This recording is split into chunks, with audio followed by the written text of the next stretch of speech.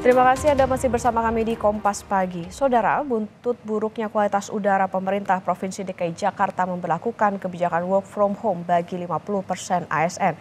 Menteri Pendayagunaan Aparatur Negara dan Reformasi Birokrasi Abdullah Azwar Anas menegaskan, Pemprov DKI harus memastikan kualitas kinerja ASN yang WFH tidak berkurang. Buruknya kualitas udara Jakarta membuat Pemprov DKI membuat kebijakan bagi 50% ASN untuk bekerja dari rumah atau WFH. Menteri Pendayagunaan Aparatur Negara dan Reformasi Birokrasi Abdullah Azwar Anas meminta Pemprov DKI memastikan bahwa ASN yang WFH tetap bisa mencapai target kerja dan bisa dipantau. Tak hanya karena polusi udara, Abdullah Azwar Anas menyebut kebijakan ini juga terkait KTT ASEAN.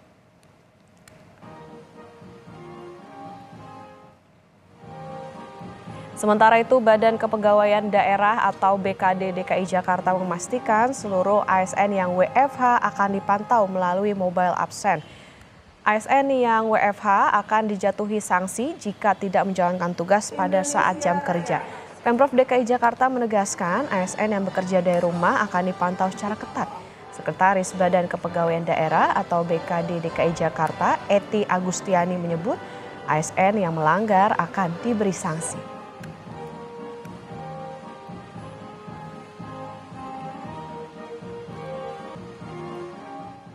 Pemprov DKI Jakarta menetapkan aturan ketat untuk mengurangi polusi udara. Selain WFH atau bekerja dari rumah, pegawai Pemprov DKI juga dilarang menggunakan kendaraan bermotor berbahan fosil setiap hari Rabu. Lebih lengkap kita sapa jurnalis Kompas TV Fedriska Ananda di Gedung Balai Kota Jakarta. Selamat pagi Rizka, bagaimana penerapan larangan ASN menggunakan kendaraan dengan bahan bakar fosil ini? Adakah pengecualian? Lalu sampai kapan aturan ini bisa diberlakukan?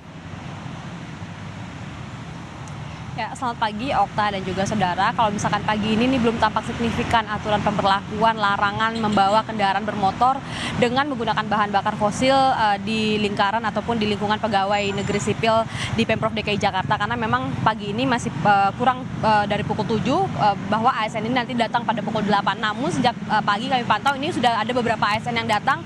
Namun kalau misalkan kami pantau Okta dan juga saudara, bagaimana kemudian masih ada satu ataupun dua kendaraan, kalau misalkan kita lihat dari plat nomornya ini merupakan kendaraan berbahan jenis fosil begitu ya. Kalau misalkan kendaraan dengan berbahan jenis gas ataupun berbahan jenis listrik ini akan berbeda begitu plat nomornya. Dari situlah kami bisa mengidentifikasi kendaraan dibawa oleh pegawai negeri sipil di lingkungan Provinsi DKI Jakarta ini. Namun kalau misalkan kami pantau juga tidak sedikit juga ternyata banyak dari pegawai Pemprov DKI Jakarta ini yang menggunakan ataupun shuttle bus yang khusus digunakan untuk pegawai Pemprov DKI Jakarta dan juga menggunakan taksi, ojek online dan juga bus Transjakarta. Sehingga memang kalau misalkan kita pantau ini masih ada begitu ya satu atau dua kendaraan yang kemudian ini sifatnya kalau saya perhatikan hanya drop off begitu. Ini hanya mengantar kemudian kendaraan ini pergi lagi. Namun hingga saat ini belum jelas bagaimana aturan terkait hal ini. Apakah diperbolehkan begitu kalau misalkan tetap menggunakan mobil dengan berbahan bakar fosil kemudian mendrop off meskipun tidak